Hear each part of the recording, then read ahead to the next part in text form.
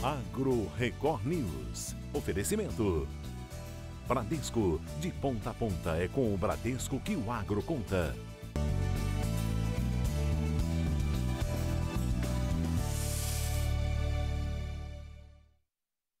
Oi, bom dia para você. O Agro Record News está no ar. Sabia que o melhor café do mundo é brasileiro? É isso mesmo. O melhor café do mundo é produzido em Minas Gerais e venceu um concurso internacional. Um café cultivado a quase 1.400 metros de altitude, no pé do Pico do Boné, no entorno da Serra do Brigadeiro, em Arapongas, Minas Gerais, conquistou o mundo. É lá que é produzido o melhor café do mundo, escolhido em um concurso internacional que reuniu mais de 600 amostras de 9 países. O evento é promovido por uma empresa italiana, uma das maiores indústrias globais de café. Depois de as amostras passarem pela avaliação às cegas do público em diversos países, 9 especialistas chegaram ao resultado final. Este ano tivemos 622 amostras inscritas, mostrando o grande interesse do cafeicultor em querer avaliar o seu café e valorizar o seu produto com café de alta qualidade. Além do grão brasileiro, estavam na disputa cafés da Etiópia, Ruanda, Nicarágua, Costa Rica, El Salvador, Guatemala, Honduras e Índia. O café despolpado, produzido na fazenda Serra do Boné, em uma área de cerca de 130 hectares, já teve destaque em outros concursos nos últimos anos. Na fazenda mineira, a altitude e o clima garantem o retardo no amadurecimento dos frutos e a maior concentração de açúcares. O cuidado na produção, com terreiro suspenso e o manejo da propriedade tocada pela família, garantem a qualidade. O café é uma fruta. Você precisa colher ela não verde nem seca, né? Você precisa colher ela madura. Então esse processo ele separa isso e a gente faz o processo de seca desse café despolpado de uma forma no terreiro suspenso, como foi feito lá na propriedade desse café Gambião. Então é um café com uma limpeza muito grande, né? A gente garante a bebida desse café nesse processo de secagem. Então um café muito maduro, com um processo de pós-colheita muito bem feito, né? Com um processo de rastreamento completo desses cafés, a gente consegue garantir uma boa qualidade, excelentes resultados na xícara. A propriedade da família foi adquirida em 1988 pelo pai do Matheus, que faleceu há 3 anos. Como legado, ele deixou a paixão pelos cafés especiais. Esse prêmio vem para homenagear o meu pai, principalmente, sabe? E consolidar que o nosso trabalho, nós estamos no caminho certo. E também traz uma vontade muito grande da gente continuar, né? Cada vez mais melhorando, cada vez mais tentando produzir bons cafés para colocar no mercado. A premiação foi realizada em Nova York em novembro e reuniu produtores do mundo todo. Para o vencedor, o destaque é resultado de uma junção de fatores. Então junta, eu acho, fazer o que a gente gosta, a localização onde a gente está, que é Araponga, né, que é um lugar muito bom para a produção de cafés especiais, e o processo que a gente faz nesse café, né? A gente consegue manter essa qualidade da planta até a xícara, né? A empresa que promoveu o concurso já adquiriu o lote premiado para distribuir em cafeterias do mundo todo. Mas a Fazenda Mineira possui uma torrefação artesanal e comercializa outros lotes de café pelo Brasil. E de Minas vem outro reconhecimento. O tradicional jeito mineiro de fazer queijo foi declarado Patrimônio da Humanidade pela Unesco. Aqui ele é protagonista. Pode ser puro, na sobremesa e onde mais o consumidor quiser. Queijo com pão, queijo com macarrão, queijo com arroz, queijo com ovo, queijo puro. É fato. Pro mineiro não pode faltar queijo. De maneira nenhuma. Mas não é qualquer queijo. Tem que ser o nosso. É o melhor. Afinal, o queijo Minas artesanal tem 300 anos de história. A receita, tão tradicional no estado, já é considerada Patrimônio Cultural do Brasil pelo Instituto do Patrimônio Cultural e Artístico Nacional, o IPHAN, desde 2008 e agora ganhou projeção internacional.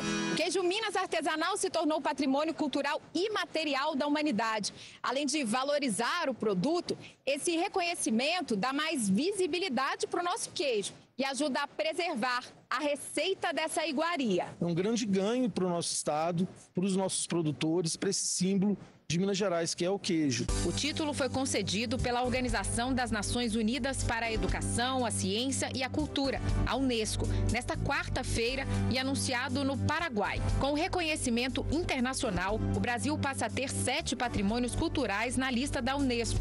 Queijo é o único alimento entre eles. Ele tem 2 vertentes, a materialidade, quando é o edifício, ou a imaterialidade. Nesse caso, é o alimento, é o queijo. Isso significa que nós vamos estar entre não mais de 10 países do mundo que têm um alimento reconhecido como patrimônio da humanidade. Para os produtores, o novo título é resultado de muito trabalho e traz boas perspectivas de futuro. E é o fruto de um trabalho que a gente já faz no dia a dia, que é o reconhecimento da nossa arte de fazer o queijo Minas artesanal, da arte familiar, da arte de sabermos suceder, né, de perenizar o nosso trabalho. Queijo, queijo e queijo. Ribeirão Preto sediou o Congresso Brasileiro de Agricultura de Precisão e Digital. Confira agora as novidades.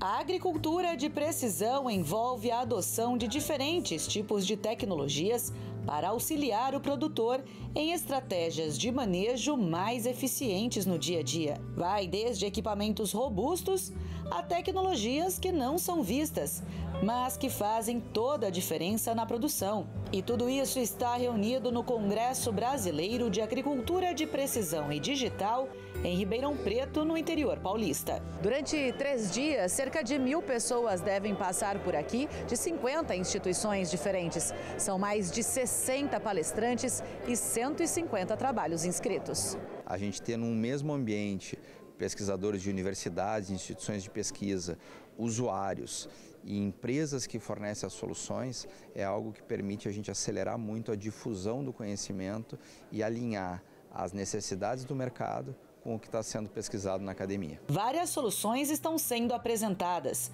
como esse simulador para a pulverização. Aqui, a tecnologia pode ser acoplada em qualquer tipo de máquina e oferece economia na aplicação. O sistema é automático. O operador não precisa fechar bico a bico em momentos de sobreposição e reduz o desperdício. Seria, de aplicar 2 vezes no mesmo lugar. Então ele vai, através de um sistema de orientação GNSS, ele vai entender onde já foi pulverizado e ao invés de passar e pulverizar 2 vezes no mesmo lugar, ele vem cortando. Como ele é a cada 35 ou 50 centímetros, eu reduzo ao mínimo possível a minha sobreposição. Voltado à dissecação pré-plantio principalmente, esse outro sistema identifica em tempo real, através de sensores acoplados à máquina, onde ainda tem planta e aplica o produto diretamente.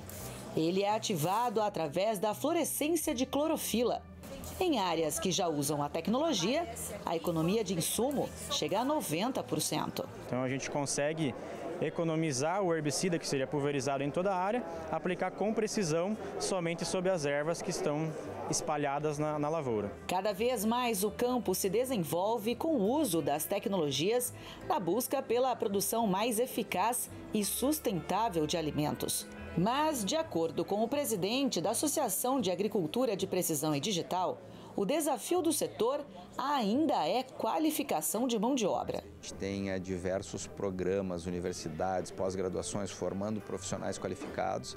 A gente precisa de cada vez mais, porque a tecnologia, ela muitas vezes fornece a informação, fornece as ferramentas, mas nós precisamos de pessoas capacitadas, qualificadas para usar essas tecnologias e tomar as decisões que vão ajudar a gente a produzir cada vez mais.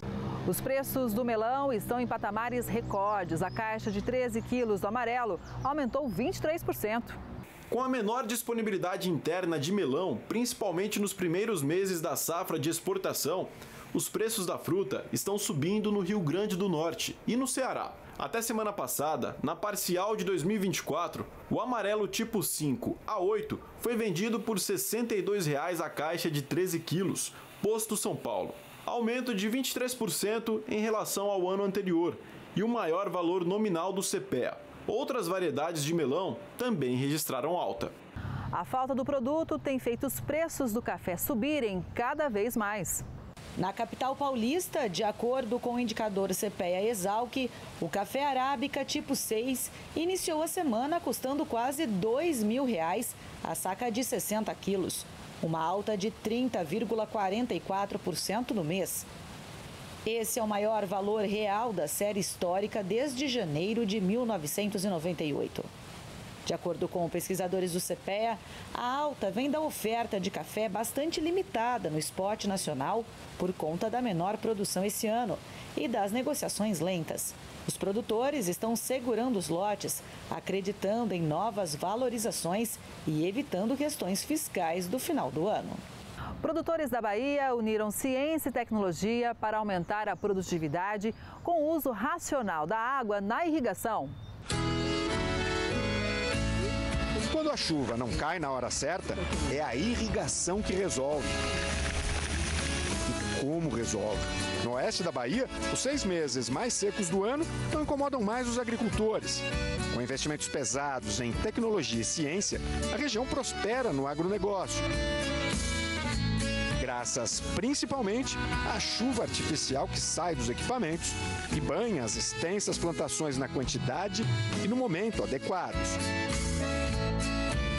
O desafio da AIBA, a Associação dos Agricultores Irrigantes da Bahia, é produzir cada vez mais com menos água. Trabalhávamos há um tempo atrás com 12, 10 milímetros de água dia e hoje nós estamos trabalhando com 5 milímetros de água diesel, ou seja, menos de 50% do que era usado antigamente. A agricultura irrigada permite o plantio de espécies em áreas onde normalmente elas não vingariam. O cacau é um exemplo. A planta não suportaria essa exposição ao sol se não fosse a quantidade extra de água que recebe. E segundo a AIBA, a produtividade aqui é 12 vezes maior do que nas regiões tradicionais. Os investimentos em um projeto de irrigação são altos e necessitam de água por muito tempo. Pesquisadores das Universidades Federais de Viçosa, em Minas Gerais, do Rio de Janeiro e de Nebraska, nos Estados Unidos, desenvolveram durante 4 anos um amplo estudo das condições hídricas da região. Os resultados sinalizam como, quando e onde os agricultores podem captar água sem comprometer as reservas. O que a gente tem no aquífero? Eu tenho um certo volume de água. E todos os anos as chuvas vai fazer com a água uma recarga. Então, a recarga você utiliza a maior parte para reposição e uma parte para produção. Então, normalmente os números são que a gente utiliza 20% da recarga. Toda fazenda que faz irrigação tem uma outorga do Estado com os limites e os locais de onde a água pode ser captada. Se as regras não forem cumpridas, a autorização não é renovada. Na sede da AIBA, as informações sobre o nível e a vazão chegam em tempo real, transmitidas pelos equipamentos de medição espalhados pelos rios e pontos de captação. Se ele chegar nessa faixa aqui, que são 10 metros cúbicos por segundo, a gente teria que acionar o alerta. E aí os produtores tomarem a decisão de pararem de irrigar naquele momento. Esta fazenda tem mais de 9.700 hectares irrigados. Tudo controlado por computador desta sala, para não exceder os limites. Você economiza a água, né, para não fazer um molhamento desnecessário. Você não precisa molhar onde já está com um teor de umidade alto, né? Diversas estratégias para o aproveitamento da água são adotadas na fazenda. Aqui nós vemos 2 delas. A adequação das estradas com o direcionamento da água da chuva para essas pequenas barragens que reabastecem o lençol freático e o plantio de outras espécies na entre-safra. Aqui, antes da soja, tinha o milheto. Essas plantas são cortadas e permanecem no local, protegendo o solo e facilitando a infiltração da água. Conhecimento, tecnologia e uso racional dos recursos naturais significam mais alimentos produzidos em menos áreas de plantio. Isso favorece ao mercado, favorece ao produtor, favorece a sociedade. Então, sem a agricultura irrigada, nós tínhamos que estar com 3, 4 vezes mais áreas produzindo para chegar na mesma produção de alimentos. Os preços do trigo no Rio Grande do Sul têm atraído compradores de outros estados. Levantamentos do CPEA mostram que os preços médios do trigo do Rio Grande do Sul variam entre R$ 1.250 e R$ 1.300 a tonelada, o que vem atraindo compradores de outros estados. No Paraná, por exemplo, os valores do cereal no mercado operam acima de R$ 1.400 a tonelada. No interior de São Paulo, o valor chega a R$ 1.500 a tonelada. Na região metropolitana, atinge R$ 1.650. A pesquisa mostra que a atual temporada no Rio Grande do Sul está 76% maior que a do Paraná. Em 2023, a situação foi oposta. No período, a colheita do Rio Grande do Sul ficou 20% abaixo da produção paranaense, segundo dados da Conab. A área plantada do milho safrinha pode passar dos 17 milhões de hectares na safra 2024-2025. Confira. O levantamento de uma consultoria especializada mostra que 72% das áreas de milho segunda safra devem ser plantadas sob baixo risco climático em Mato Grosso, maior produtor do país. A empresa responsável pelos dados aponta também que o consumo doméstico pode avançar para 95 milhões de toneladas na safra 2024-2025, acima dos 88 milhões da safra anterior. Além das projeções de elevação do consumo no Brasil, as vendas externas de milho também devem crescer e chegar a 42 milhões de toneladas, ante os 38,5 milhões da temporada passada. Os valores da carne de frango seguem firmes no mercado.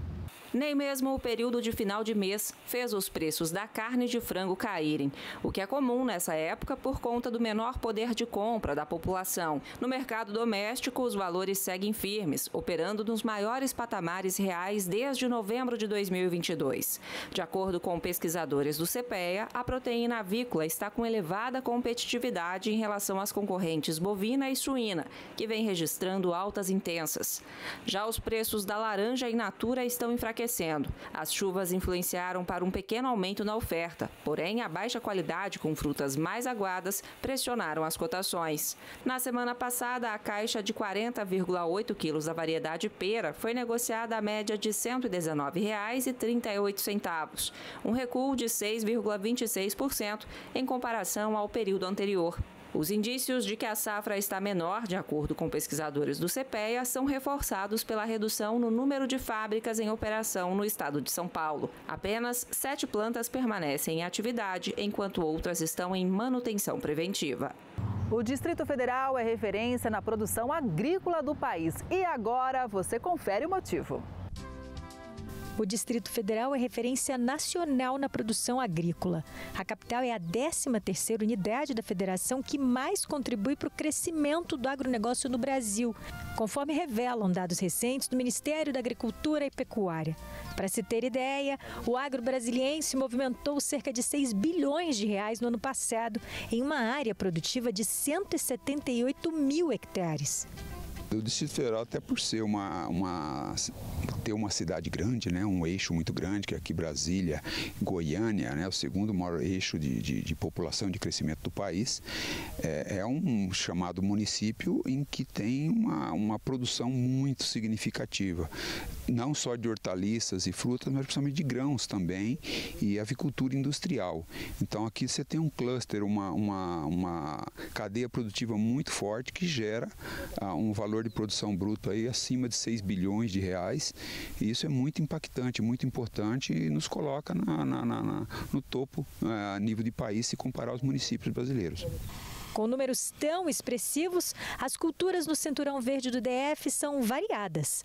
Os grãos são importantes nos números, em especial o feijão, que ultrapassou a marca de 39 mil toneladas produzidas em 2023, de acordo com a Companhia Nacional de Abastecimento, a CODAB. A previsão é que haja um aumento de 2,3% na safra de feijão em todo o país, incluindo o DF. A produção de alimentos gera emprego e renda para a cidade. Feijão, evidentemente, é um produto de primeira necessidade da população, né? Um alimento fantástico, junto com o arroz, compõe aí a cesta básica do brasileiro, né? A base do prato da alimentação do brasileiro. Então, uma cultura fantástica, e ter oferta para o país, para o consumidor ter acesso a um feijão de boa qualidade, saboroso, num preço justo que remunera toda a cadeia, que ele dê conta de pagar, que é um valor justo, é muito importante para o país. O feijão é um dos plantios que mais se destaca no DF por algumas razões. Uma delas é o período entre o plantio e a colheita. Enquanto a fase de cultivo do feijão pode variar de 60 a 90 dias, a do milho e da soja podem chegar a um prazo de 150 dias. O César cresceu no campo. Hoje, ele, o irmão e o pai veem o fruto do esforço de uma vida. A vida do agricultor é cheia de altos e baixos. É preciso estratégia para vencer. Plantar feijão ajuda neste sentido. A escolha para o feijão é questão da safrinha, né? A gente tem uma safrinha antecipada, rotação de cultura, que daí a gente trabalha com feijão e soja na área de primeiro plantio, que é o plantio verão, né? Então, o feijão me ajuda nessa rotação de cultura, que daí eu tiro o feijão e entro com milho e safrinha. E aí a soja, posteriormente, também colho a soja e faço milho e safrinha. O feijão é importante no DF, na nossa produção, dentro do que entra de riqueza para a gente? Ah, sim, é muito importante, até mesmo questão comercial, né? Que em Brasília tem empresas que pacotam feijão. Então, assim, pelo DF ter a sua produção aqui dentro, acaba se tornando um produto mais acessível e mais em conta, que o que encarece muito o produto hoje é o frete, né? Então, por estar próximo, né? Isso aí ajuda na questão do valor final, né? Na mesa do consumidor, né? Quando o campo vai bem, os efeitos refletem por completo na cidade. Seja no orçamento doméstico das famílias, já que os alimentos ficam com preços mais acessíveis, seja na geração de riqueza da cidade. A agricultura representa perto de 30% do PIB hoje no Brasil. E é um negócio, como a gente está vendo aqui, ó, céu aberto, né? Na época do plantio a gente precisa de chuva e sol, na época da colheita precisa de ter sol e também precisa de ter chuva para a próxima cultura. Então, assim, é vários fatores, né? Então é um negócio a céu aberto, né? De fato, a gente depende totalmente do clima, né? E não é um negócio que acontece no campo e é longe de todo mundo. Isso aqui reflete em tudo que acontece na cidade. Reflete em tudo que acontece na cidade. Hoje, assim, se o campo, hoje a agricultura não for bem, o reflexo é muito forte na cidade, né? E no bolso de todo mundo. E no bolso de todo mundo, exatamente. Diretamente, exatamente. A produção de cana-de-açúcar na safra 2024-2025 deve ter uma queda de quase 5%, consequência do clima e também das queimadas nas regiões produtoras. De acordo com o levantamento divulgado pela Conab, a produção de cana-de-açúcar na atual safra está estimada em 678 milhões e 670 mil toneladas. Esse número representa uma queda de 4,8% em relação à safra anterior. Enquanto isso, a área destinada à cultura aumentou cerca de 4,3%, com 8,7 milhões de hectares. Como consequência, a previsão é de uma queda de 8,8% na produtividade. Os baixos índices de chuva e as altas temperaturas são os principais responsáveis por esse resultado. As condições climáticas adversas nas regiões Centro-Sul, responsáveis por 91% da produção nacional, estão impactando a produção. As queimadas também afetaram o rendimento das lavouras. Em São Paulo, o maior estado produtor, a retração na produtividade deve ser ainda mais acentuada, 12,3%, mesmo com o aumento de 5,7% da área destinada à colheita. A produção de açúcar, estimada em 44 milhões de toneladas, é 3,7% inferior à safra 2023-2024, devido à menor disponibilidade de cana-de-açúcar para a moagem. Em relação ao etanol, a produção proveniente da cana deve ter uma redução de 2,8% devido às condições climáticas desfavoráveis. Já o etanol produzido a partir do milho terá um aumento significativo de 22,1%. Os níveis dos rios da região norte ainda não voltaram aos níveis normais, apesar das chuvas recentes. Isso, claro, prejudica os produtores e os pescadores. Mesmo com a chegada do inverno amazônico, período com intensas chuvas, a seca na região norte ainda não acabou. O Rio Madeira atingiu níveis alarmantes, muito abaixo do normal. Apesar do volume de chuva registrado ter sido acima do esperado para o mês de novembro, aqui no Acre, o nível dos rios tem subido gradativamente. Isso porque o excesso de água das chuvas é absorvido rapidamente pelo solo, uma consequência do período de extrema seca. De acordo com a Defesa Civil, houve melhora na navegação. A seca gerou impactos na economia e no abastecimento de água. Nós temos uma operação estiagem, onde nós abastecemos diversas comunidades de Rio Branco, e também isso que é feito em Rio Branco se reflete em outros municípios, onde nós ainda vamos permanecer com a operação estiagem, que é abastecimento de água potável para comunidades rurais, até o dia 6 de dezembro. 40% da produção rural na capital Rio Branco foi prejudicada. O sol castigou muito. Aí agora veio a chuva, que veio muito forte. Então aí a gente teve prejuízo nas primeiras chuvas. Aí plantamos de novo e estamos aí para ver o resultado desse outro plantio. De acordo com o Sistema de Alerta de Eventos Críticos, as bacias do Amazonas e do Rio Xingu ainda estão em condições de seca extrema. O Rio Negro apresenta níveis dentro da faixa da normalidade para o período. Outro fator preocupante é a mortandade de peixes, resultado do desequilíbrio ambiental provocado pelas emergências climáticas. A nossa equipe de monitoramento da qualidade de água trouxe os equipamentos para cá e a gente conseguiu identificar que a gente está com uma temperatura super elevada da água, que prejudica a qualidade de vida aquática, e também que não tem oxigênio. Com a pesca comprometida, muitas famílias precisam de ajuda. Aqui especificamente para essa comunidade de 71 famílias do Igarapé do Costa, o Estado vai fornecer através da Defesa Civil cestas de alimento e água enquanto perdurar esta situação aqui nesta comunidade do Igarapé do Costa. Os preços do suíno e da carne suína desaceleraram nos últimos dias. Não houve queda nos preços, mas as altas foram menos significativas. Para pesquisadores do CPEA, isso se deve ao período de final de mês e aos consecutivos aumentos observados ao longo de novembro. Mesmo com as altas menos expressivas, as cotações atingiram novos recordes, o que representa o reflexo de uma menor oferta de animais e uma demanda interna e externa aquecida. Por outro lado, a limitação do poder de compra do consumidor e o receio de travar as vendas antes do período de festas de fim de ano têm contribuído para o travamento das cotações. E a exportação mantém o mercado pecuário muito aquecido, inclusive com recordes. O mercado pecuário brasileiro vive um momento aquecido, com as exportações registrando recorde nos últimos meses. Essa é a realidade do frigorífico localizado em Estrela do Oeste, no interior paulista, que exporta para destinos como Europa, China e Hong Kong. Uma boa surpresa para este frigorífico foi o acordo comercial com as Filipinas. As exportações aumentaram em 20% no último trimestre, com 250 containers saindo daqui mensalmente para atender o mercado externo. A Filipinas entrou num momento interessante, que tirou a pressão das vendas de China, direcionamos bastante para Filipinas, que foi um mercado que recém abriu e pagou bons preços, e levou bastante volume. Isso ajudou bastante na comparação de preço, é claro. A gente conseguindo vender melhor, consegue remunerar melhor pelo animal, remunerar melhor e aumentar a produtividade. Gera mais emprego, gera mais divisas também, para o país. De acordo com dados da Secretaria de Comércio Exterior, em outubro, os frigoríficos brasileiros exportaram 42% a mais em relação ao mesmo mês do ano passado.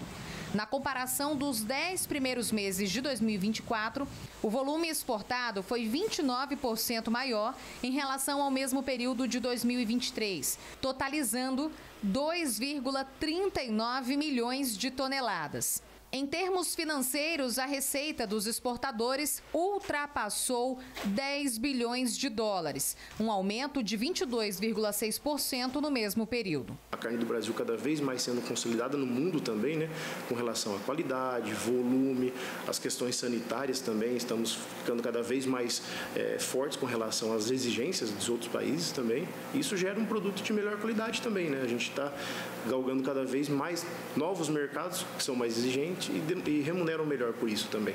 Confirmando essa crescente acelerada do setor, dados do IBGE mostram que o abate de animais aumentou em quase 6,5% entre julho e setembro, na comparação com o trimestre anterior de 2024. A gente está batendo recorde de exportação, 30% a mais de tudo que a gente exportou entre janeiro e outubro do ano passado. E o mercado doméstico o comprador. Renda real brasileira, uma das maiores dos últimos anos, taxa de desemprego, uma dos menores dos últimos anos. Então o brasileiro está consumindo, o mercado doméstico está aquecido. A seca prolongada deste ano impactou diretamente o mercado. Com menor disponibilidade de pastagens, produtores tiveram que investir em suplementos para a engorda dos animais, o que elevou os custos de produção. Por outro lado, a oferta de animais no pasto, que tem custo mais baixo, aumentou. E essa diferença ajudou a manter o fluxo do mercado.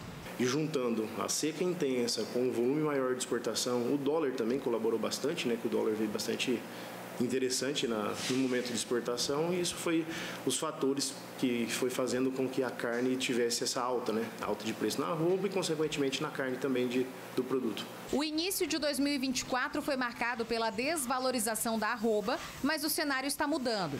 Novas estratégias de produção, como o abate de animais mais jovens e o uso de genética avançada, estão otimizando a produtividade.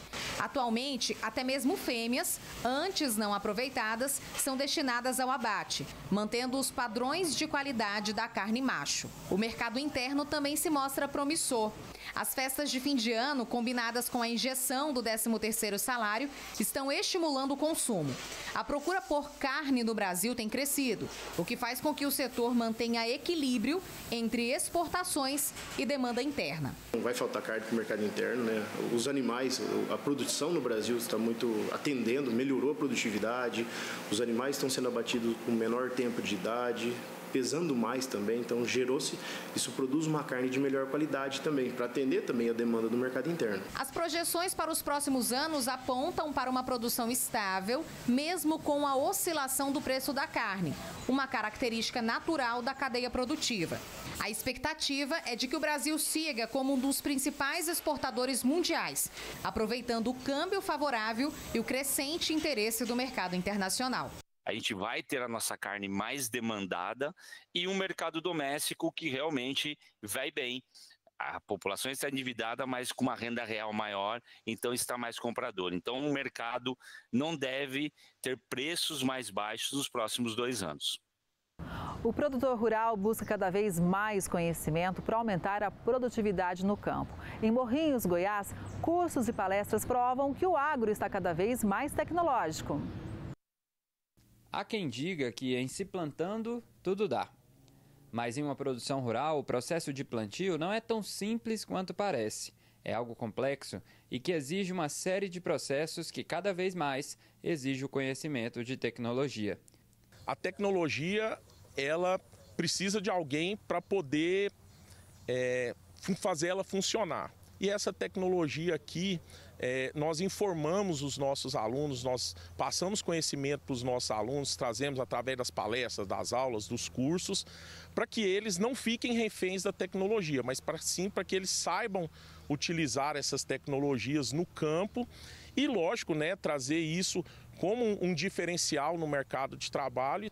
Um dos cursos ministrados aqui no Instituto Federal Goiano de Morrinhos durante a Semana de Ciências Agrárias é a regulagem de semeadora, uma das atividades mais cobradas pelos produtores rurais durante o período de safra.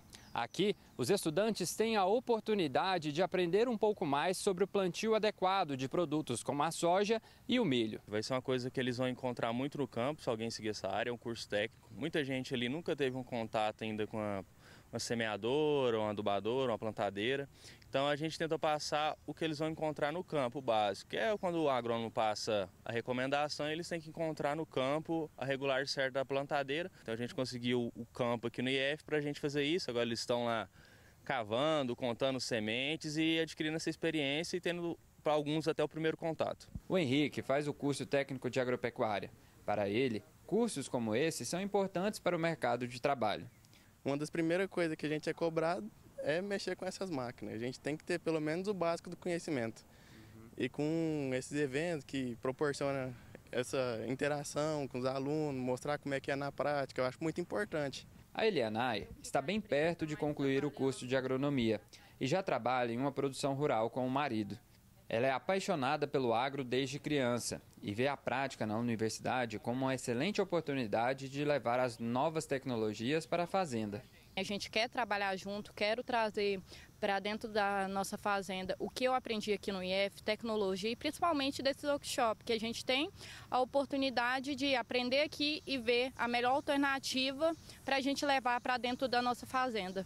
Capacitado dentro do IF goiano, o João destaca a importância de levar o conhecimento das aulas para a prática do campo. Aqui a gente tem laboratórios com qualidade, a gente consegue conduzir nossas pesquisas, tem estrutura de pivô, irrigação, então isso é muito importante para quem quer seguir a carreira acadêmica. Agora a gente tem uma novidade, vai ter o doutorado aqui no Instituto, então se quiser continuar ainda tem coisa ainda para frente. A Semana de Ciências Agrárias, realizada pelo IF goiano, promoveu palestras, cursos e workshops que tratam da temática Agropecuária 4.0, integração tecnológica para uma produção sustentável. Já em sua 8ª edição, o evento buscou compartilhar inovações na agropecuária, integrando alunos, professores, profissionais e produtores rurais. Esses profissionais já estão inseridos no mercado de trabalho, cursam a pós-graduação e sabem o que esse mercado de trabalho precisa. Então nós fazemos esse link da pós-graduação, inclusive com o curso técnico, para o aluno do curso técnico entender o que o mercado precisa para ele poder se inserir posteriormente. O abacate faz sucesso principalmente para quem segue uma alimentação saudável, mas agora o preço do quilo está indigesto. O preço está nas alturas. O quilo da fruta que na Ceasa de Goiás no início do ano variava entre R$ 13,50 a R$ 5,00, agora já é encontrado a mais de R$ 20,00. Para o consumidor, em alguns supermercados, o valor pode ultrapassar os R$ 35,00 o quilo.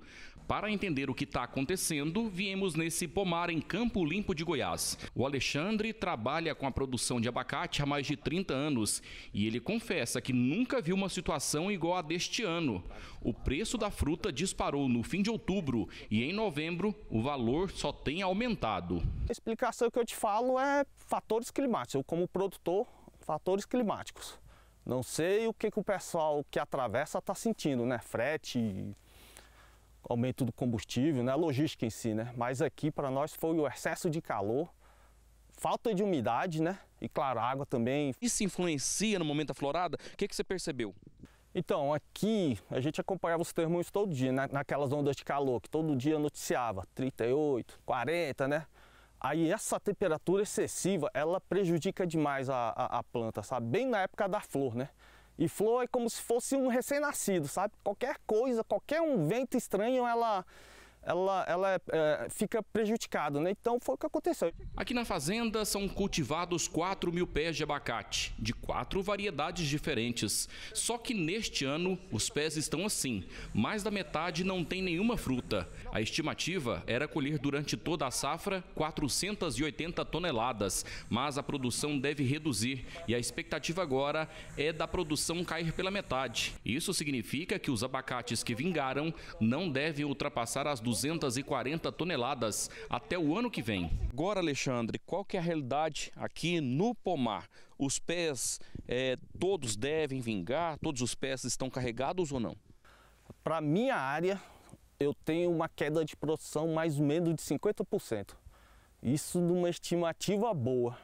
Esse abacateiro aqui, ó, não tem nenhuma fruta. Já esse outro, que é da mesma variedade, o abacate quintal, ele está com a carga normal. Tá vendo só as frutas, os abacates? Ô Alexandre, esse aqui é da florada desse ano, mas me conta, você deve colher quando, quanto que você vai conseguir fazer na caixa? Então, esse aqui, a colheita é mais ou menos em maio, né? Mas o preço a gente estamos indefinido, não tem como ter uma certeza, sabe? A média? Eu acho que, como eu te falei, né? Vai continuar alto o preço, né? Mas eu acho que em torno de R$100 uma caixa de 22 quilos. Estamos no período de entre-safra. Isso significa que a oferta de abacate está baixa, mas também existem outros fatores que podem ajudar a explicar os altos preços no mercado. É em relação ao preço, tanto dos insumos agrícolas, que tem encarecido a produção, como também do frete para trazer esses frutos de outras regiões. Dessa forma, a caixa que é trazida dos estados produtores, principalmente de São Paulo e Minas Gerais, tem chegado aqui em Goiás a um preço mais elevado. Para ajudar os produtores e tentar salvar a colheita, os técnicos de campo do Senar Goiás têm acompanhado com atenção o caso desde agosto e setembro, época da florada do abacateiro. O que nós notamos no campo esse ano foi uma florada coincidindo com os períodos mais quentes, que seria entre agosto e setembro.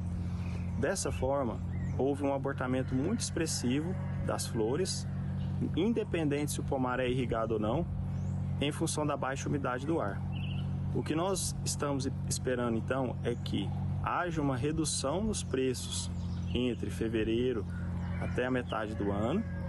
No entanto, a produção, pelo menos na nossa região de Goiás, deve ser um pouco reduzida. Essa produção deve ser um pouco reduzida, o que vai manter os preços um pouco mais altos. E é justamente esse o pensamento do Alexandre, que acredita que o preço pode reduzir um pouco nos próximos meses, mas nem tanto. Eu acredito que não vai abaixar muito, só não vai estar tão exagerado. Está na situação que eu brinco, né? Tá melhor comprar carne do que comprar abacate. Um programa da Secretaria de Agricultura em Brasília está ajudando a tirar das ruas animais abandonados de grande porte. Vacas e cavalos são acolhidos e depois encaminhados para a adoção. Este é o Apolo, um cavalo pra lá de especial. Ele foi encontrado em Sobradinho, desnutrido e sem uma orelha. Ele foi resgatado e, em seguida, adotado pela Odalvina, que é produtora rural. Odalvina sentiu uma conexão especial com o Apolo e não pensou duas vezes antes de trazer ele para casa.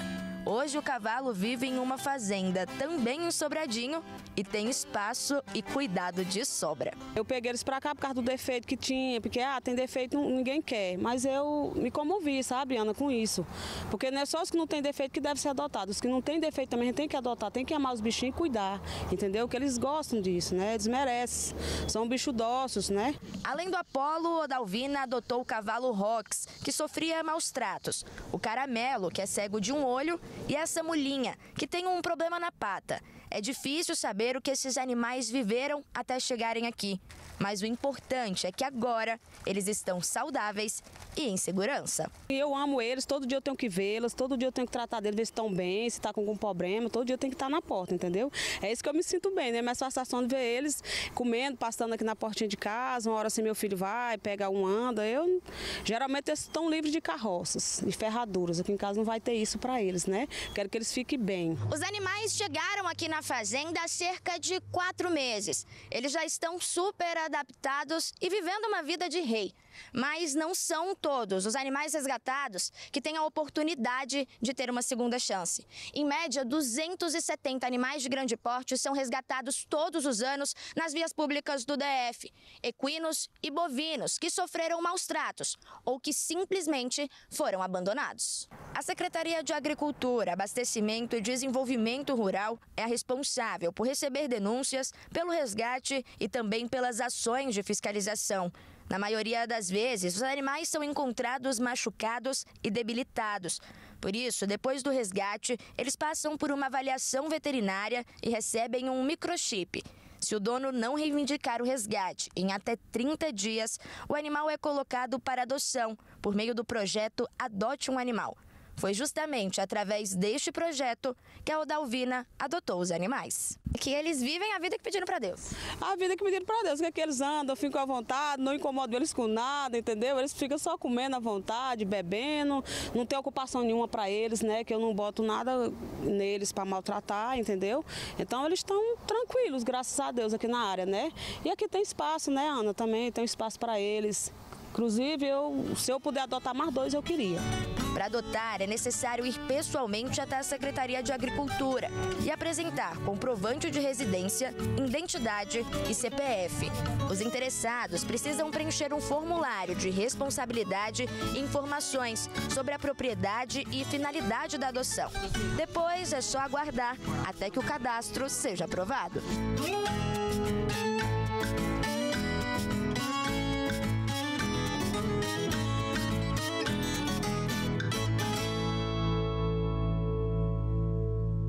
Um dos pontos turísticos mais conhecidos de Goiás também tem vocação forte para o agronegócio.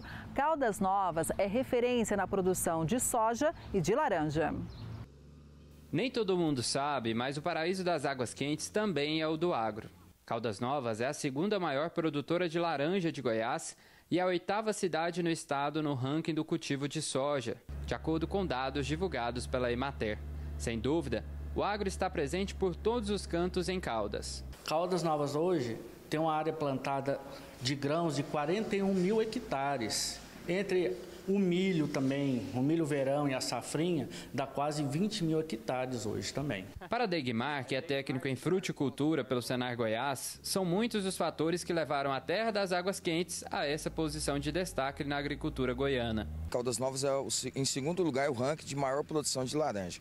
Devido ao consumo, né? Caldas Novas, por ter esse alto consumo, essa grande quantidade de turistas, né? Então teve esse investimento. Também a topografia, o perfil do solo, né? Que é propício para a produção de laranja. Dados divulgados pela Emater apontam que Caldas Novas tem uma área plantada de soja que corresponde a mais ou menos 50 mil hectares. O produtor rural dessa plantação aqui, por exemplo, tem a expectativa de plantar pelo menos 3 mil hectares de agora até fevereiro.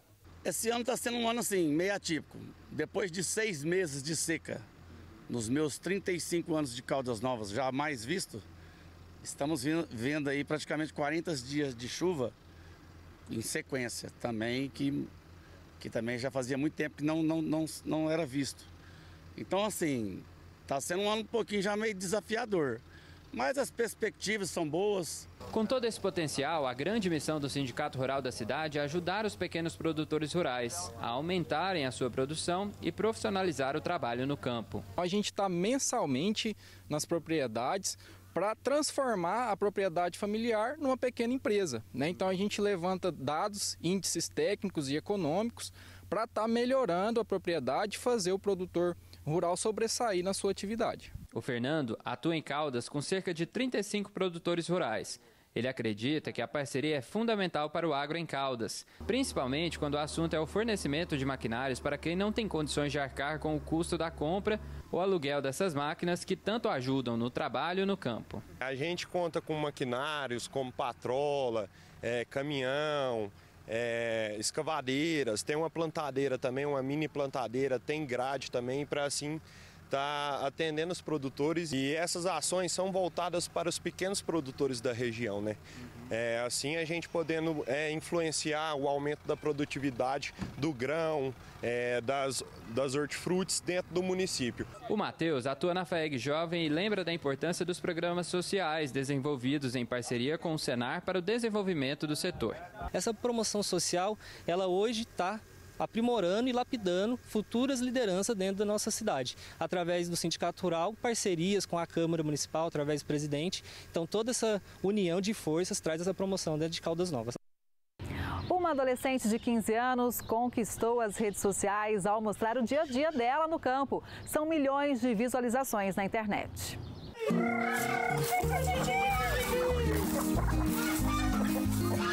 Camille Mota tem apenas 15 anos e uma conexão direta com a natureza.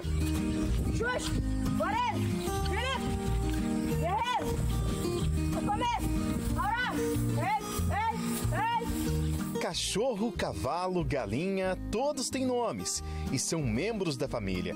O xodó, o cavalo Apolo, que ela comprou com o dinheiro dela quando tinha 11 anos. No início, meu sonho era ter um cavalo e eu não precisava de um cavalo muito chique. E eu achei esse daqui e meu olho brilhou quando eu vi ele. Inclusive, ele tá querendo comer até o microfone. Ele era muito lindo e eu comprei ele quando eu tinha 11 anos de idade, que eu me autopresenteei. Como assim ela comprou um cavalo com o próprio dinheiro? A resposta está nos vídeos feitos na internet. A Camille é digital influencer e tem mais de 400 mil seguidores no Instagram e milhões de visualizações no YouTube. Começou aos 10 anos, quando ela gravou os primeiros vídeos. No perfil, traz a simplicidade da vida na roça, o dia a dia na escola e, claro, com a família. Olha isso aqui! Deixa eu mostrar pro pessoal. Arranca uma aí. Gente do céu, aqui não tinha essas minhocas não, o que aconteceu? Pra quem gosta de pescar, a culinária é o que faz mais sucesso entre os temas escolhidos. E bolacha tem que ser acompanhada com leitinho. Vem cá pra nós experimentar. Vocês já fizeram dessa receita de bolacha caseira? Já conheciam? Me conta. Perfeita! Façam aí na casa de vocês. Adolescente mora na região do Noroeste Mineiro, entre as cidades de Lagamar e Vazante, em uma pequena comunidade rural. Então é você que está fazendo esse sucesso todo nas redes sociais e se esconde aqui nesse local? É, graças a Deus, a gente vem trabalhando dia após dia, né? Tentando conquistar nossas coisinhas. Daniel, além de administrar as redes sociais da filha, é o principal incentivador do trabalho dela. E desde o primeiro dia que eu gravei um vídeo com ela na roça de milho, que eu liguei o telefone, igual você tá fazendo comigo aqui hoje, e que ela mostrou ali, mostrando o cabelinho da boneca de milho, que as pessoas antigamente brincavam com aquela bonequinha, do jeito que a mãe dela, a avó dela contava pra ela, que eu vi o jeito que ela expressava, eu falei, a partir de hoje, a minha vida vai ser dedicada a ela. E assim a gente vem, trabalhando junto com ela. Mesmo passando por dificuldades, o primeiro salário da menina, um pouco mais de R$900, ela decidiu que iria doar tudo em alimentos. O pai aprovou. A compra da cesta básica a gente registrou ela doando. Através disso, os empresários de patrocínio se mobilizou junto com ela e vocês compraram mais 29 cestas? Foi 27 cestas. 27 cestas básicas, levou para 27 famílias. Em plena pandemia, é a emoção de você estar presenteando as pessoas com uma comida, com alimento. E de virar para você falar, Deus lhe pague.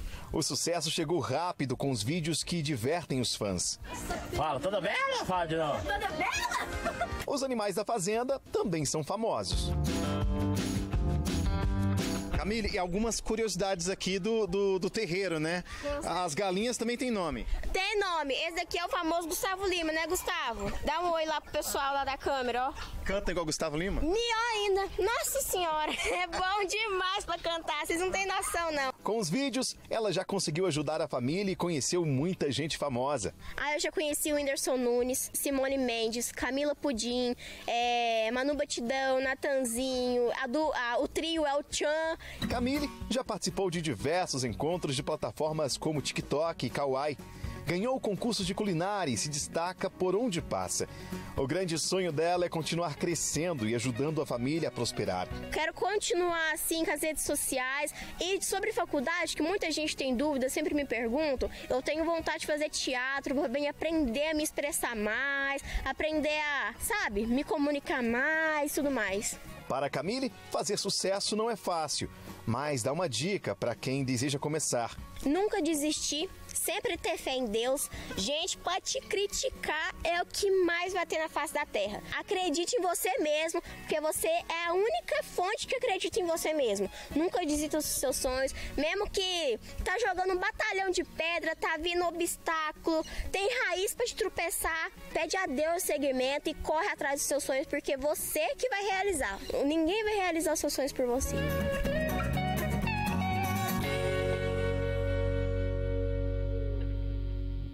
O Agro Record News de hoje vai ficando por aqui. Obrigada pela sua audiência. A gente se vê no próximo programa. Até lá!